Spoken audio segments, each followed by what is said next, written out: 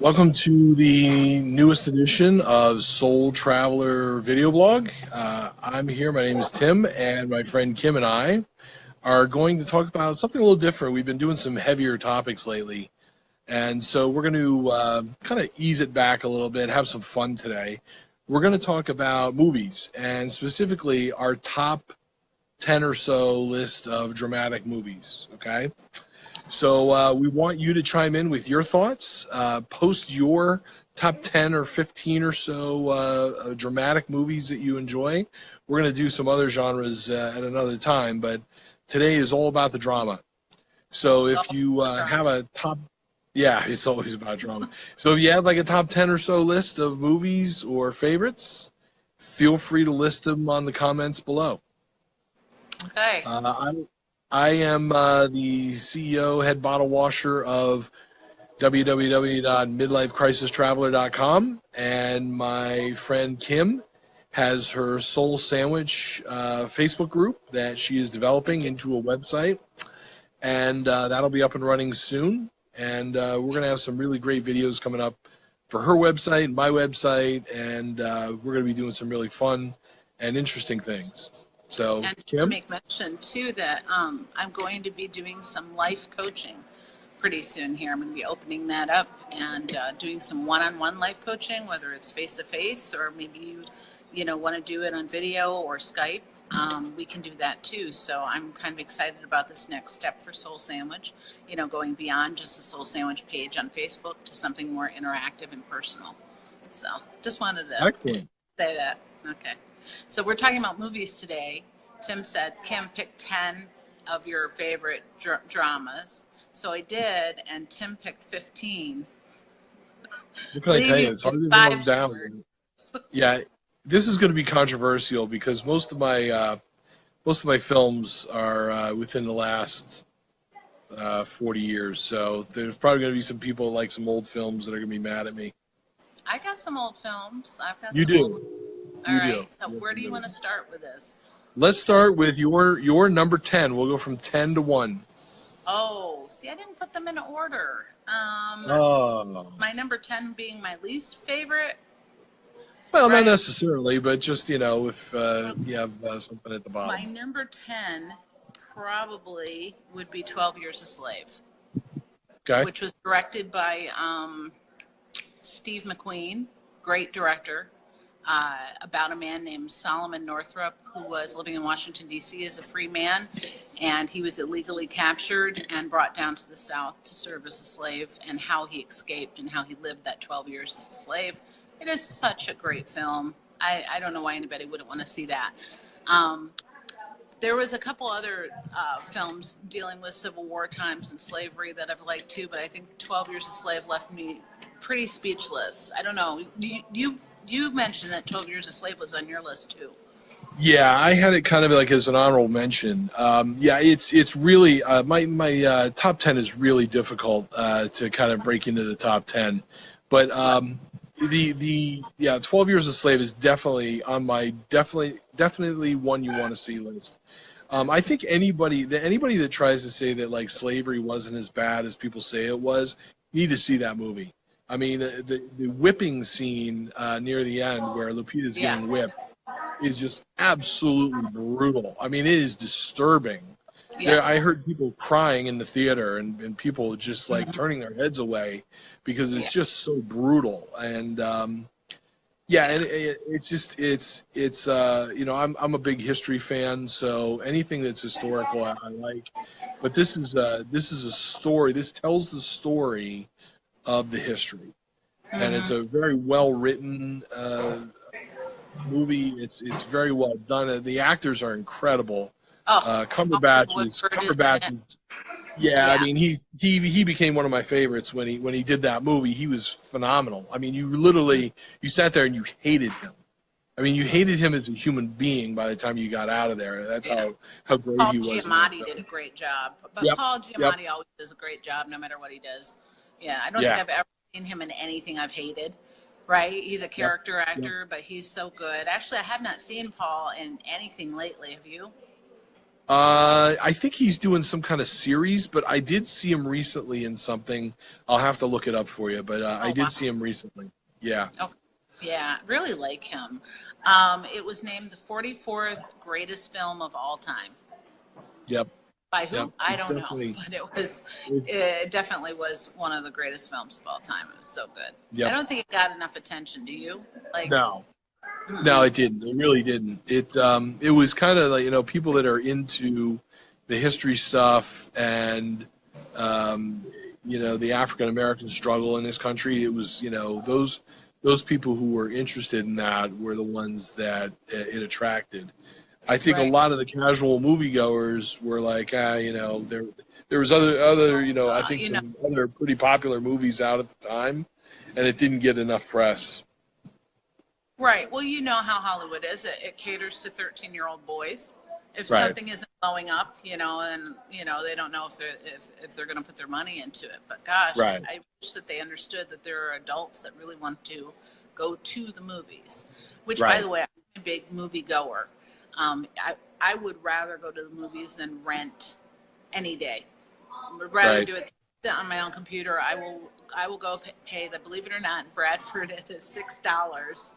Maybe $7, right? To go to the movies. You can get a kid's popcorn, drink, and candy for like $5. Oh my God! So yeah, it's like in Vegas. I think Vegas is a little bit more expensive than Florida was where I left. Florida was about $25-$26 or so. If you got movie, soda, and popcorn. You're talking in Bradford, it's $11, we'll say, but it was like 25, 26 when I left Florida, and here it's like 29. So I think the movie tickets are usually anywhere from about 12 to 13, $14, and then you're half off, Tim. Yeah, well today, last night was the cheap one. In Bradford's half off. No, it's same thing here too. They pretty much do that nationwide now. Right. Well, what was your? So like last night, last night was about $15. But all right, so my number 10 is There Will Be Blood. Have you seen that movie? Great. Yes, of course I have. Of course, it's an excellent movie. Day-Lewis is just the only thing I have to say about that is they went on a little too long at the end. Like how much does there need to be? Yeah. Yeah, it was a long, brutal blood, right? Why do you have to show me blood after blood? It was a long, brutal movie, but I gotta say, I loved it. I thought it was fantastic. It was, I feel like and the other thing too is growing up where we did, knowing the oil industry and everything, and that was, a part of our history, before we were born. Right. So that was also an attraction as well. But yeah, Daniel Day-Lewis is just, he's ridiculous. I mean, it's he's got a way of, from what I understand, he's a method actor. So literally he becomes that person for as long as they're filming. Being married to him during that? Oh my God. No. Can you imagine just being on the set with him? He must have been intolerable, just like complaining about stuff and, just droning people out and destroying them. Did you see The Gangs of New York with him in it? No, I didn't see that. Well, I feel like he revised his role for this one. It's almost as if it was not the same character, but it was a very bloody, murderous character in The Gangs of New York. It was with Leonardo DiCaprio, and I can't think of her name. She was in Cameron Diaz. She was great, actually, and I don't think she's really a heavy hitter, but she was very good at that. And I feel like he just kind of like moved over with There Will Be Blood somehow. There's similarities in those characters. It's very violent, will do anything to get what they want. So I'll check that out. What was your favorite scene out of There Will Be Blood? The bowling alley scene is just awesome. But the other one, like when they struck oil, that was pretty neat too. That was cool the way they did that and everything. So I hated the bowling alley scene. I could barely I handle love it. I it's hated. great. Oh my Yeah. God! Like he was so seductive and leading Yeah. that kid down there, and just no moral compass. Like just Right. didn't matter. Ugh. Right. It was memorable. Let's put it that way. All right, you're number 9. My number 9. I have to look at my list here. My number 9, I think, was Jaws. Okay. I never went into the water again after that without thinking about sharks. Yeah. And I still have a very hard time going into the ocean and relaxing. Like, Yeah, I had think that. Spielberg just ruined it for everybody, right? Yeah, I had that at number 3 because that I remember when that movie was released and the literal shock and awe that people had for that movie and how it changed people's behavior for a couple of years. I mean, people literally did not go in the water when they went to the beach that year and then the year after. That did people not want people to. were terrified. My family Yeah, vacationed on Cape Cod and down in New Bedford, Massachusetts, beach all the time in the summer. And after that, I couldn't even go in. I'd be like, nope, I'm fine. I'll stay here, get a tan, look at the water. Jeez, isn't that pretty? But the amazing part was usually directors wait until maybe the middle or the end to put the plot scene in there, to really put the capital scene in there. And Spielberg puts it right at the beginning. right. Girl, like he doesn't waste any time. He wants you to know from the moment that you sit down in that movie theater that you are going to be rocked all the way through it until the end. Well, the great thing is he sets the theme with the music. I mean, the music just gives you goosebumps, you know, where you're sitting there and you're like, oh boy, here it comes. Here it comes. And there's nothing you can do to stop it, you know? Yeah. So that is, you know, the extrasensory portion of that movie, of the music, and you know, John Williams scored that, and that's that. You know, he's such a legend, and it's just like that music takes the whole every scene. You know, like when they're chasing the you know the shark and the music is and it just keeps going and going and going and gets you hyped and hyped and. It's just, you know, it's an art, the way that they incorporated the music into that movie and made it, enhanced it, made it even more thrilling.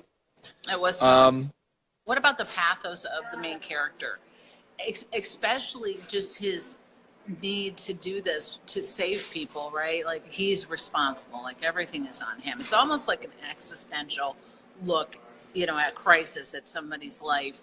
Of I am fully responsible for everything that happens from here on out because I have knowledge. Well, yeah. Nobody will listen to me, right? The sheriff. And the ironic thing that he's terrified of the water. So you know, not only does he have to try to kill the shark, but you know, at the same time, he's got to get in a boat when he's terrified of the water. You know, so it's overcoming more than just one basic thing. What year was that came out? 70, I think it was 76. 77, 76, 77, I think.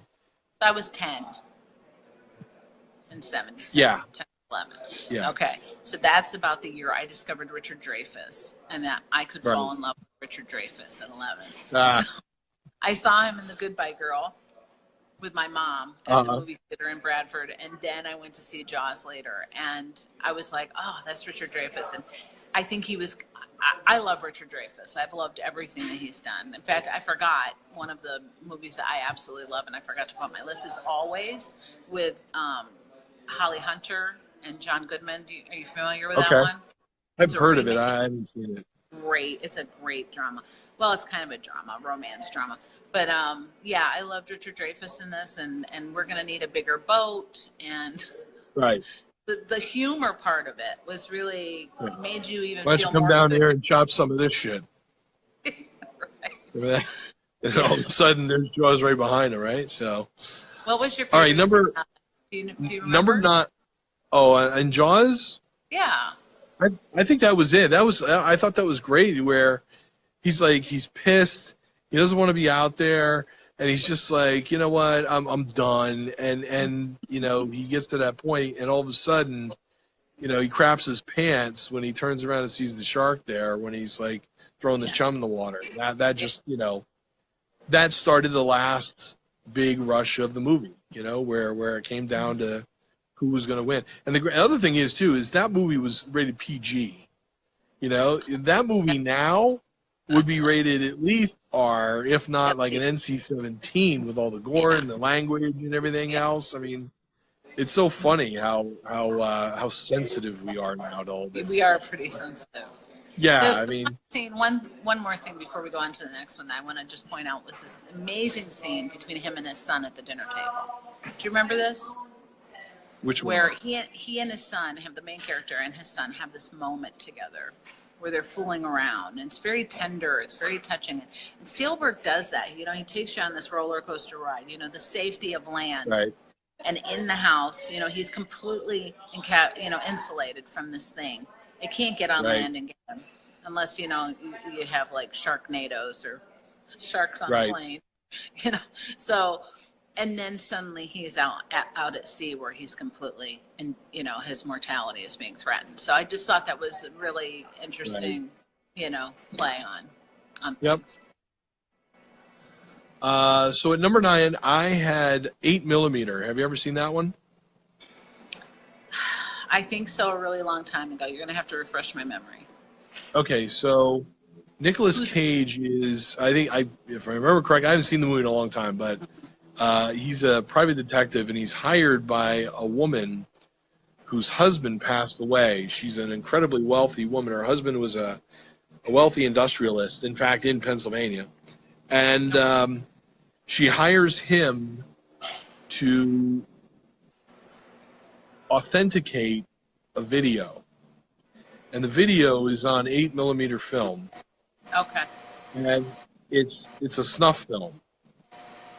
So for any of you that don't understand what a snuff film is a film where someone is killed. Yeah, I know. Okay. Yeah. And so she is concerned that this could be real, and this could be a major scandal for her and her family. So Nicolas Cage goes and he investigates to see if it's real or not, and he meets up with all these seedy characters, just really the underbelly of the world. And I won't tell you what happens, but it's a very dark film. You should don't watch it right before you go to bed. Watch it like at noon on a Saturday or something. Don't watch it at 10 o'clock at night on a Wednesday or something, and you're like, you'll wake up in the middle of the night. But it's a film that really shows you how evil people can be in this world, and how people can literally hurt and torture each other, with different things. So, because he has to go through like all these different people to find out what's really true and what isn't. So, yeah, Nicolas Cage. Sometimes I like him, and I think he's amazing, and other times I'm just like not impressed with his work. Yeah. So, no, I totally get that. All the time, like either he's so over the top. Like I loved him, and Peggy Sue got married. I mean, of course, he wasn't able to really show his acting chops. I even liked his voice that he made out for the character, where people really like pan that. But I think I liked him in, was it Minutemen? I don't remember. Matchstickmen. Oh, okay. With so he was great in that, but there's just very few films I can think of that I really liked him in. Yeah, I agree. He definitely can be over the top. All right, so let's get to number 8. Number 8 I had as Castaway. I love Castaway. That's a great film. It's one of those films where you sit there and you're trying to figure out, what would I do in this situation? The whole film, you're trying to think of, well, would I do this or would I do that, or would I try to do it a certain way differently from what Tom Hanks is doing? And it's a story of survival, but it's also a story of how would you handle it, and would you do the same things he did, and in what order and everything. So the part that got me was when he went back to his wife's house and she's already with somebody else because he's been gone for years. It's like, what do you do with that? She thought you were dead, and she moved on with her life, and now you're alive. What choice is she going to make? You know, that to me was heart-wrenching. That was even more heart-wrenching than when he was ready to kill himself and, you know, Wilson, because that was understandable. But you just expected in the film that they were going to get back together because they really loved each other. And that, I guess the message was love was not enough in that situation for them to be able to heal that, you know, and that he was able to go on with his own life. So I don't know. Actually, I think you missed something there, Kim, because I don't think there was at any point where she thought he was dead. I think she thought that he left and went to work for UPS. I think that's what helped her to like move on to do. No. You know, Are you kidding? I think she was ashamed, thinking that he had gone to work for UPS, and that's why she decided to break off the engagement and marry somebody else. What are you talking about? Yeah. So anyway, no, but I love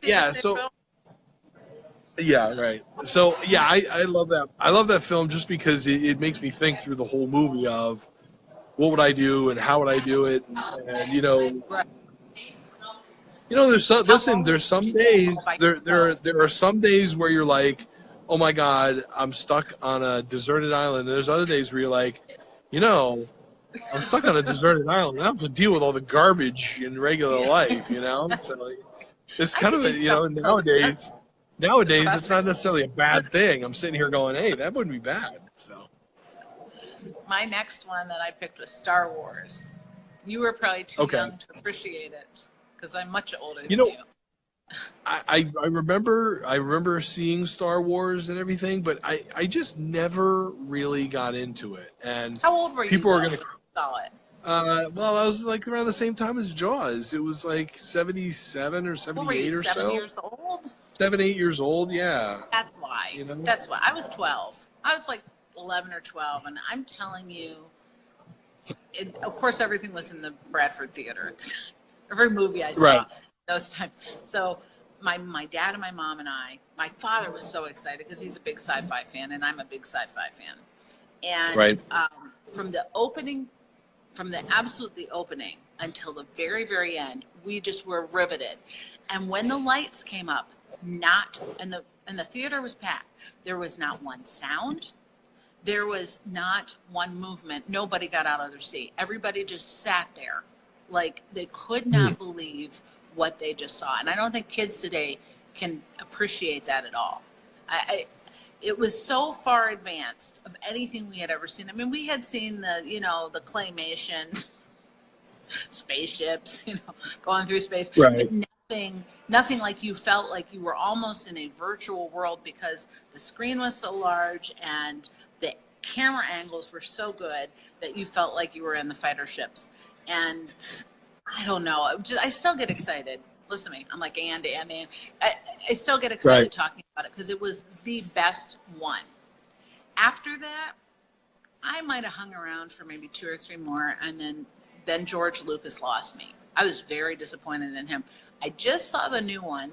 I liked it. I actually liked it, which was big for me as far as liking it, because honestly, I have not liked it. I hope I don't get people mad. I've not liked the franchise since the first 3. First 3 were the best ones. Yeah. Okay. I mean, have you followed it? Are you a Star Wars fan? Not really. I saw, I think, the first 3, but that was it. I don't know. I mean, I guess when I was a little kid, like the first thing, when you're a little kid, they ask you, what do you want to be when you grow up? And the first thing I always said was an astronaut, Right. And I was always fascinated by the actual space program, not really by science fiction. You know what I mean? I never got into Star Trek. I never really was into Star Wars. You wanted the reality of it, right? Yeah, I thought it was cooler to see the actual rocket taking off, going into outer space. I thought that was awesome, I wanted to but I didn't think I could rock the braids. Yeah. Yeah. Okay. Space program was, and Spielberg was very into science fiction at that point too. There was Close Encounters of the Third Kind, which comes later on my list. I mean, he was just cranking out movies like nobody's business. I don't even know how he slept or had relationships with anybody, because he was between Jaws and Close Encounters, and Well, he didn't get. I don't think he didn't get married. I don't think till later on, right? I think he was married. I do. I think he was he at that time? He made. Then he married Kate Capshaw later on. Right. Yeah. Okay. Yeah. I mean. All right. That was your what, number 7? That was my number 8. Actually. Number 8. Okay. Yeah. What do you have as number 7? I had It's a Wonderful Life, but I really don't know if we call that a drama or not. I love that one. It's Frank Capra. Just, I don't know. It was so underrated when they did it that nobody paid attention to it until much later. But it's an amazing piece of work, and Jimmy Stewart is an amazing actor. Of course, everything you see him in, that's Jimmy Stewart, right? Right. It's comfortable, very comfortable. Like when he was in the Philadelphia Story, he stuttered his way through the Philadelphia Story with Katharine Hepburn and Cary Grant, which is going to be on my comedy list when we do another one of these. But he was, I think he was comforting in a time when things were uncertain. And I think that was his mass appeal, that you knew when you went to the movies to see Jimmy, whether he was playing a cowboy or he was, in Vertigo or anything that he did, you knew that you could connect with him, the actor, rather than necessarily the character. So it was, I can't remember, I lost it. His wife that plays in that also played in Leave It to Beaver. Do you remember what her name is? June Somebody something? out there will. Something like that. I can't remember. I can't remember. It's on the tip of my tongue. Anyhow, Donna Reed. Oh, right. She did an amazing job also. But my favorite scene in that whole movie is, well, I got a couple, but when he's on the phone she's talking on the phone with an old boyfriend, sort of. And they're very, very close together. And he's listening in with her, but they haven't quite fallen in love with each other yet. And that's the moment where he grabs her and he shakes her and he says, I want to leave this town. I don't want to get married. I don't want all that. But then he kisses her. It's a very emotional, beautiful scene. There's also that scene, I don't know if you remember, when he was little and he saved a child from being poisoned from the pharmacist who had gotten drunk because his son had been shot and killed in the war. And the pharmacist grabs him while he's drunk and he beats him. And then when he says, you didn't mean it, you put poison in these pills, and the guy breaks down and hugs him. I mean, it was just, I think, not understanding how much impact we have on other people's lives. Right. And if we weren't there, what would happen? I mean, think about it, Tim, in your own life. If you were not around, right, how would life change for people that were around you? Probably. I don't know. Probably be a lot quieter. It'd probably be a lot quieter, lot more peaceful. Yeah, but you can make it's just, it's impossible. It's impossible to really tell. I mean, look, the movie does a great job with that, and it does, show the impact that you have on other people's lives. It's a classic movie. I didn't have it in my top 10, but it is a classic movie. It's a great film, and it's now tradition, during the holidays to have that on. But I watched it this year. It was did really you? good. Cried through the whole Did you cry? thing. Yeah. What? Did you cry?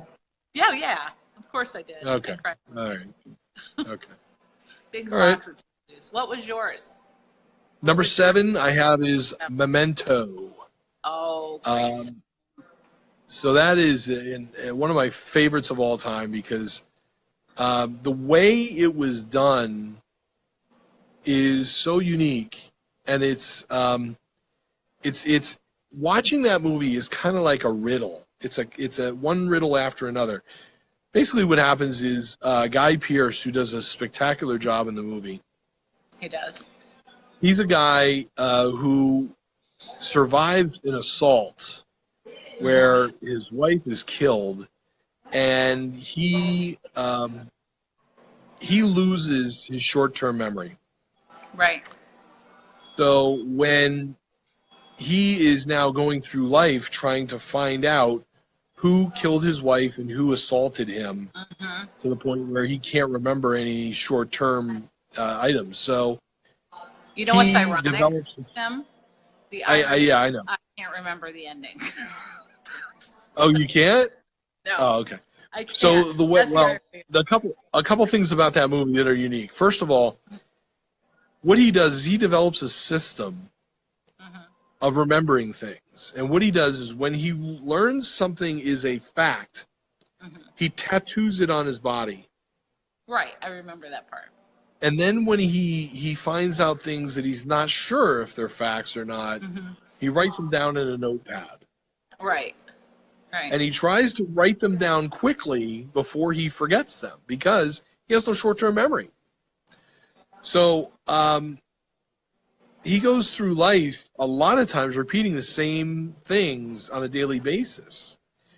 Now, the other unique, yeah, right. The other unique thing about this movie is that they shot the movie from the end to the beginning. In other words, the first scene is the final scene in the movie. And the reason why they did that is because you need to use your short-term memory to remember what happened in the previous scene to add it to what you're watching now. It's a brilliant concept, and it's, again, one of the greatest movies that you'll ever see because it's done in a way to really keep you on your toes the entire time. You know, sometimes when you go to the movies and you kind of like, you know, there's like a slow part and you're kind of like, I'm kind of daydreaming a little bit here, you know? I went to see a movie the other night. It was just like, you know, I was kind of bored in the middle. I'm like, this is way too long. Longer than it needs to be. And I was just kind of like drifting on it. And so with this movie, with Memento, there is none of that because you have to stay on top of it the whole time or you're going to miss something. You're going to absolutely miss something you need to know in order to make sense. An amazing actor. He's an amazing actor. He doesn't get enough credit. He's a great actor. Yeah. Yep. He is. My next one was Schindler's List. Yes. I mean, so I had that like as an honorable mention. It's hard to, you know, like, yeah. Yeah. Schindler's List. I kind of feel bad about that. I feel like, God, 6 million people killed, and I can't put them in my top 10. Don't put Schindler's List on your list. Right. Yeah, because the best part of the whole film, well, not the best part, but like the most just was at the end, which is great because then you remember it, right? You remember the beginning, you remember things. And he's crying and he's looking at his watch and he said, how many lives could I have saved had I just sold this watch? And he's looking at his car and he's, instead of looking at how many lives he actually saved, right? And he's like, I could have sold that car. I could have, and he just breaks down when he realizes that here's a man who was as generous as he was greedy, and that there was no, like, nobody is all perfect, right? Right. We have these shadow parts of ourselves, which we can talk about probably in other episodes, that are a part of us, you know, and him recognizing that shadow part of himself at the very end and realizing he could have done more was I thought was heartbreaking because he really missed what he did do, right? What he did do for all of them. So beautiful one. What was your next one? I had Rocky. You had Rocky. The ultimate underdog. You know, it's just you know, and I really like movies where this is going to sound really sick, but I really like movies where there's not a happy ending. You know, where something happens and you're like, wow, I wasn't really expecting that. You know, like because we've been trained to think that it's going to be a happy. How are they going to get out of this?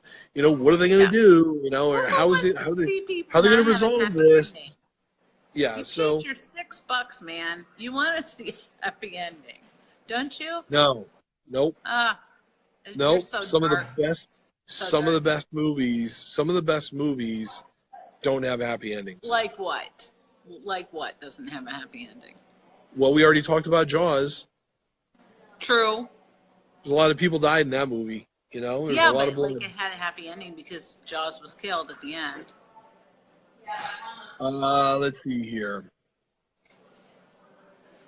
There Will Be Blood was not a happy ending. True that. Okay. Next. So, all right.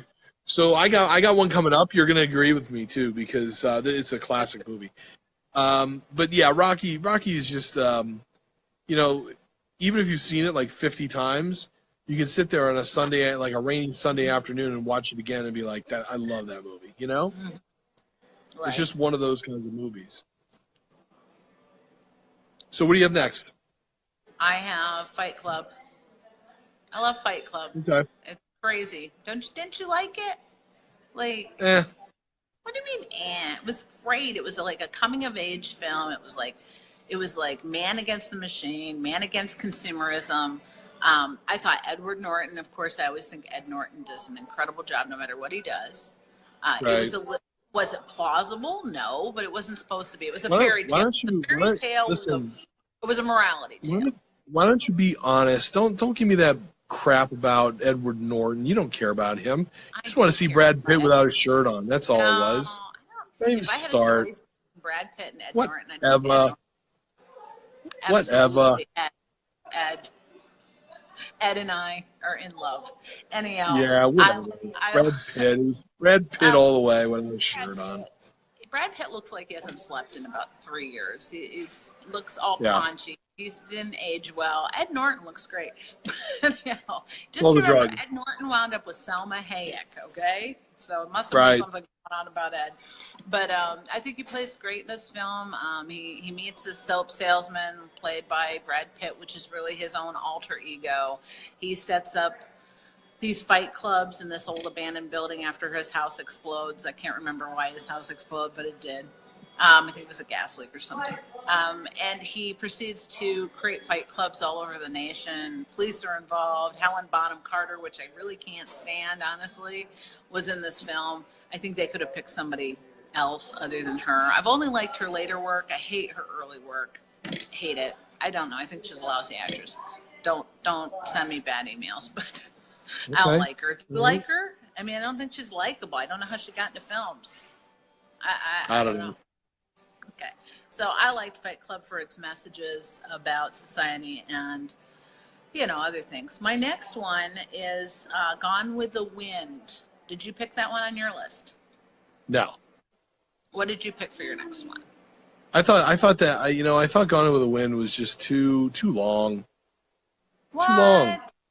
Just too long. Did you read the book? Too long. No. No. Great book. She wrote that. Margaret Mitchell wrote that when she had a broken leg? And her husband said, you've got a broken leg and maybe you should write. So she starts writing about Scarlett. Scarlett was never meant to be that beautiful. Vivien Leigh was probably one of the most beautiful women on the planet at that time, and they cast her for that. But Bette Davis tried out for that film. Carole Lombard tried out for that film. Kate Hepburn tried out for that film. Like, everybody wanted to be Scarlett. And here Scarlett comes from England, not even an American. I think the Southern mothers of, I can't remember, it was a Southern group of women were outraged that this woman from England was coming in to take the part of Scarlett. But she was so beautiful. And in the book, actually, Scarlett is not beautiful. She is rather plain, but she knows how to carry herself. And she has a certain sexiness that men just gravitate towards. But she wasn't as beautiful as Scarlett O'Hara. Scarlett O'Hara, in fact, I could go on all day about this. We could do the rest of the video on Gone with the Wind. Shocking. But she I was can't believe in the you ass. She was terrible. Gable, she said, tasted like whiskey and cigar smoke. She hated kissing him.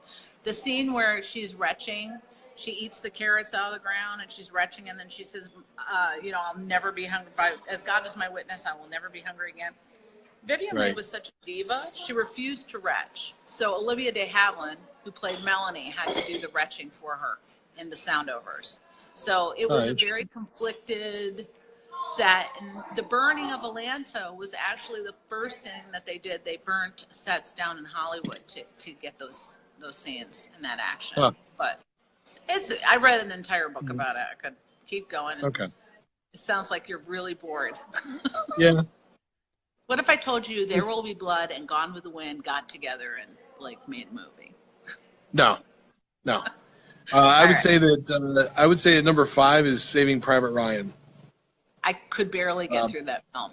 I won't ever watch it again. Oh, I love that movie. Ever. I love that movie. You know, just the Never watch it again. and hold on, but you know what you're talking about. You know, when the comments you made about Schindler's List transfer over to Saving Private Ryan. It's the exact same kind of story, where you know these guys were sent in to rescue a guy who's the last surviving child of this woman, and his family survives because these other guys sacrificed. Right. And so it's the same basic concept of, you live for those who didn't live and survived the war. Sure. What was your favorite scene out of that? And nobody, I mean, somebody said the other day, the beginning of Saving Private Ryan is the greatest beginning to any movie. Mm-hmm. Yeah, I mean, you could make that point. I mean, it's. I don't think you'll ever find another movie that's going to be as dramatic as that. They broke the mold when they did the beach scene. So, it's a one of a kind film. Yeah, it is a one of a kind film. The part that I could not handle watching was when the one soldier is being repeatedly stabbed. I almost made the decision to leave the movie theater because I saw it on the big screen. I didn't see it on video, and I thought, should I stay? Should I stay? Because I could barely get through that. That was terrible. Yeah. Yep. I literally cried and cowered through I spent most of the film again like this. I just couldn't handle it. That's more brutal than the beginning because you got to know the character. Yes. Especially when the one boy was calling for his mother, and I have boys. Yeah. So that was just I couldn't get through it. Yeah. Well, I've read a bunch of different books about World War II, and I was not surprised by anything in the movie, but I appreciated how well done it was. Yeah, it was really well done. So. Okay. What's your number 4? I have War Horse. Steven Spielberg did it about a boy and his horse. It was I think kind of like a sleeper, I guess. I don't know. There wasn't too many people in the movie theater. I was stunned by the beauty of the cinematography, and just the acting was so good, and the horse itself he was a great actor. So I don't know. I was pretty speechless after I left that film, and I remember thinking, I really think that this is one of the best films I've ever seen. But when I talk to people and say, did you ever see War Horse? For some reason, it does not seem to be as memorable for them. So yeah, I remember when it was a big hit on Broadway because they had done this this special kind of I don't know, I can't remember how they did it and stuff, but there was articles about it, how they did the horse scenes on stage and everything, and that's amazing. Yeah, I saw the movie. I thought it was a good movie. It didn't make my top 10, but it was a good movie. I wouldn't say it was bad or anything. I mean, it was a good movie, but I just didn't make my top 10. Well, to people out there, I would get it for this weekend and watch it for yourself because I thought it was great. What was yours? What was your number 4? I have Silence of the Lambs. I thought about that one. I thought about that one. Well, I have a psychology degree, and so anything about serial killers and stuff like that, perverse human behavior, that always appeals to me, I guess. That was a lot of worry. That was like Jaws if Jaws was on land. That was right. Just walk into your car at night or stuff like that. So Silence of the Lambs is just. Again, just another classic that I don't know if you could ever outdo that movie. I think they messed it up in sequels. I didn't want Jodie Foster and him having any kind of relationship whatsoever. As the audience, you were against it. Any kind of intimacy between them, even emotional intimacy, but certainly not physical intimacy. And Right. Jodie Foster, though, in the first one, she was great. In that one scene where he dresses her down, where he strips her bare and says, you know, you're obviously not, you're from kind of like a poverty stock, you know, the way your jawbones are. And I mean, he just completely rapes her, right? Like, it was horrible to watch. This is emotional rape between bars and between him and her, even though there was this, plexiglass or this, you know, glass between them. He just crawled into her brain. And I think that was probably one of the best scenes in the whole thing. But that was a hard one for me to watch. What do you think? Yeah, As far as scenes go. the whole, you know, the Buffalo Bill stuff was just so crazy. You know, he's got the pit, he's got the girl in the pit with the dog, and it puts the lotion on its skin. Well, that was from Ed Gein. Now, Ed Gein lived in Plainfield, Wisconsin, not too far from my house when I lived in. Yep. Of course, we lived in different eras, thank God. But literally, Plainfield, Wisconsin was right down the road from where I lived. So, that was definitely an Ed Gein reference. That was just scary. It was too scary for me. I don't like watching it. Saving Private Ryan. Yeah, well, you know, the other thing too is that, you know, the fact that Hannibal, and by the way, I did see the movie Hannibal, which was a sequel, which I didn't think was very good at all. Yeah, I saw it. But it was the equivalent of Godfather 3. So the element of, you know, Hannibal, that, you know, this is the most forbidden thing that a human can do, to kill another person and then eat them. That is the... Can we stop talking about this now? It's the most forbidden thing that a person can do. So it's a classic movie. It's a great classic movie. What's your number 3? Actually, it's my number 2. I think I missed one.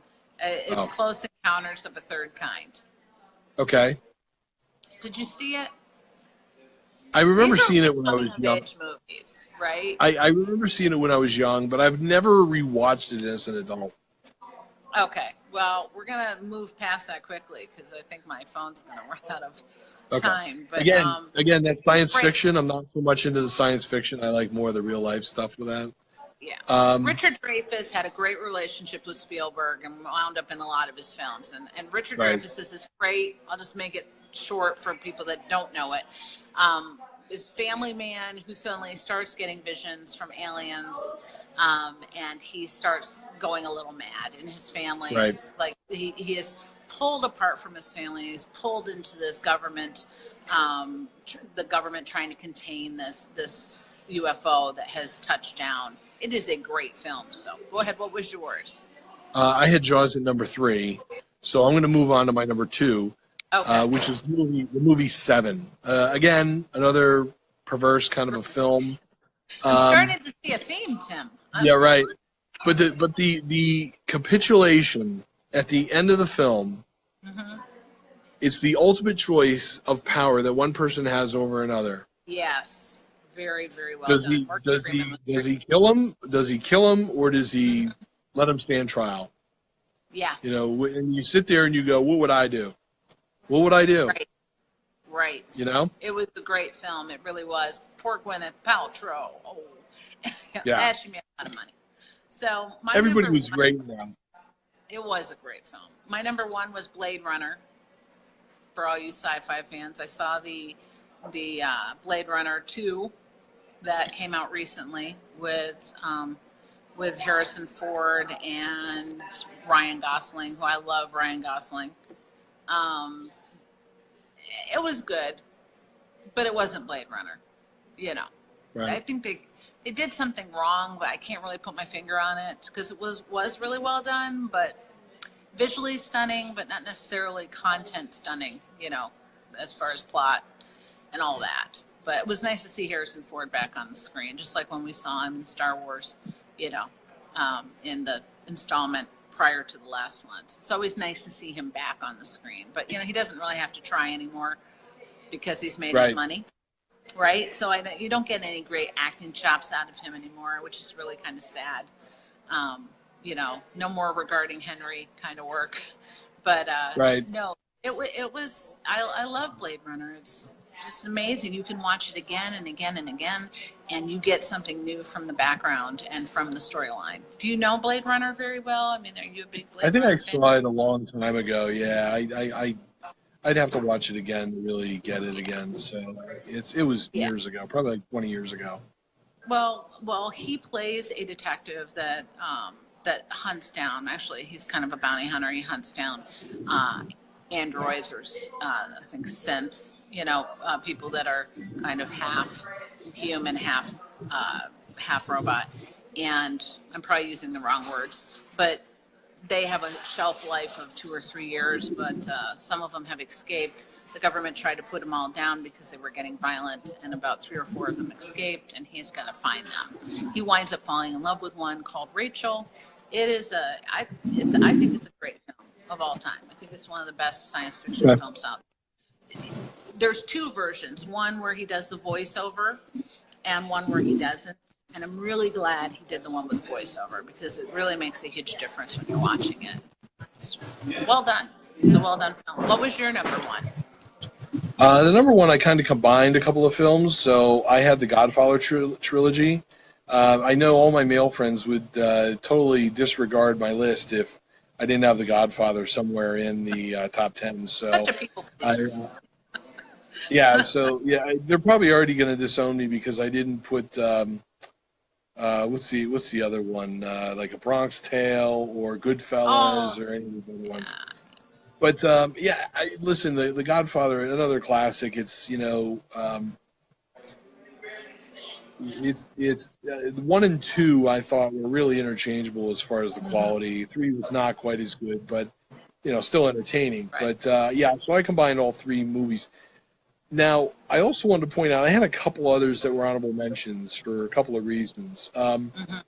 One was The Hurt Locker. And I really struggled to... That was a great film. God, that was a good film. It's unbelievable. And the reason why I love that movie is, number 1, it tells a great story. But number 2, the way that they shot the movie was different from what anybody had ever done before. Yeah. So what they did is they shot anywhere. They had about 8 to 12 cameras at any point in time for every scene. Right. And they just told the actors, look, just do what you're supposed to do. And we'll take the best shot and put it in the film. Yeah, so they had no idea. They weren't playing to the camera at any point in time. They're just doing things. And so it gave a more authentic look to the movie that they're just here's a task, I need to do this, and then it just gets done. So the way that they shot the film was so unique in that way that it made the film that much better. So that was one great movie. Another one was Dog Day Afternoon. Great movie. If you think about it, what year was that? Was that like 73 or 75? Yeah, that was something like that. So to shoot a film and openly talk about homosexuality, it was just so taboo back then, and Pacino, it made Pacino's career. I mean, that was just an insane performance. Yeah, just an insane performance. And it was a great storyline and everything, and the way it got resolved at the end was classic. And it was just a really well done movie. And then the last one I had was Gone Girl, which again is another like another mind twist movie, kind of like a Memento or whatever, You sit there, and the thing that comes to mind when I was trying to write something about this movie was 2 perverse people who are perfect for each other. Right. Yeah. I agree. That's a good one. I love Rosamund Pike. She is an incredible actress, and she doesn't get any kind of fanfare. No, she does not. She is brilliant. Does not get enough credit. She's brilliant in that movie. She was absolutely brilliant. I just want to say one that I forgot was The Usual Suspects. Yep, I thought about that. Yep. Was a great film. Well, this was fun. Thank you for thinking about this, because usually we're doing heavy things like jealousy or anger or something like that. Right. So this was a fun one today. We're going to do another one for, I think, the top 10 comedies of all time, if you want to join us for that. Yes. So we'll keep you posted on Facebook. And this is Kim Nicholas from Soul Sandwich. And Tim, you want to talk about your midlife crisis? Yep. And what's going on with that? I actually just posted some new stuff for my website, midlifecrisistraveler.com. I'm going to be coming out with more original content over the next few months. So stay tuned. Check out the website. Sign up for my email list. I'm going to start doing some stuff with my email list. So definitely sign up for the email list. It's really important. I'm going to have some special things, some special giveaways and stuff like that. So, yeah, check it out. Comments below, right? You're going to put that in the comments below so people know where to go for that. Yes. We'll have links and everything. And also put your list, your top 10 dramatic movies, or 15 or whatever, however many you have, dramatic movies. Put them in the comments section here on Facebook or on our website or, whatever, wherever you want to put them. We want to see what you think about these different movies and what did you have that we didn't? And why were our movies great or not so great or whatever. Let us know. All right? Okay. So that's it for now. We'll wrap it up, and thanks for joining us. We'll see you soon. Bye.